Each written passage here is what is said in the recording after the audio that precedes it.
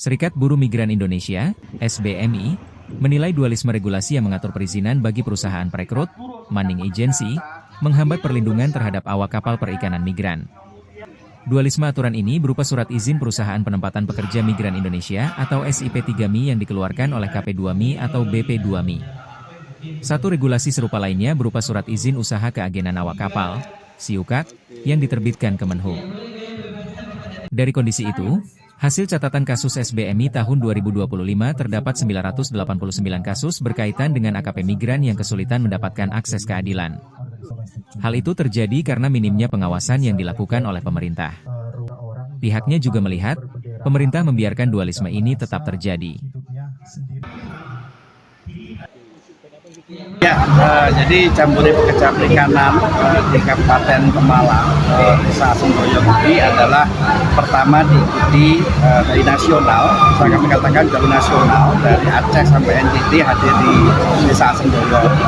Yang kedua adalah temanya pekerja perikanan yang berperspektif HAM dan krisis iklim. Jadi kalau kita melihat ini, kita melihat bahwa saat ini masih banyak pekerja perikanan itu yang mengalami eksploitasi. Pekerja perikanan ada tiga. Yang pertama adalah ada nelayan domestik, ada kemudian pekerja perikanan pengolahan hasil laut, ada pekerja perikanan migran, yaitu awak kapal perikanan migran. Bagi SBMI, tiketnya fokus sudah diunggulkan karena di situ adalah soal bagaimana melihat konteks HAM sama iklim itu saling berkaitan.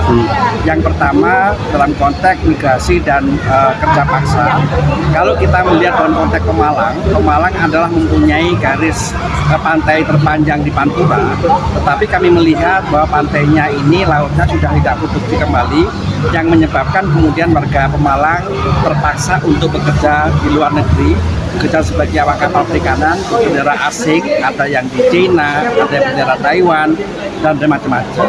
Artinya di sini adalah migrasi itu hak, tetapi pertanyaan kuncinya apakah teman-teman dilindungi? Jawaban hari tidak. Dipastikan tadi terkonfirmasi oleh narasumber kita dari Kementerian Perikanan, dari Kementerian Perlindungan Pekerja Migran Indonesia, mengkonfirmasi bahwa masih ada kendala soal perlindungan karena tidak harmonisasi antara KP2MI dengan Kementerian Perhubungan. Ini menjadi salah satu kunci terhambatnya perlindungan terhadap awak kapal perikanan migran Indonesia. Kami adalah rekomendasinya negara harus kemudian tunduk pada kepastian hukum. Yang pertama Undang-Undang 18 tahun 2017 pasal 4 memastikan bahwa awak kapal perikanan dan niaga itu pekerja migran Indonesia. Kemudian putusan Mahkamah Konstitusi nomor 127 tahun 2024 yang lalu adalah Hakim Mahkamah Konstitusi menegaskan bahwa awak kapal perikanan, niaga dan niaga adalah pekerja migran Indonesia.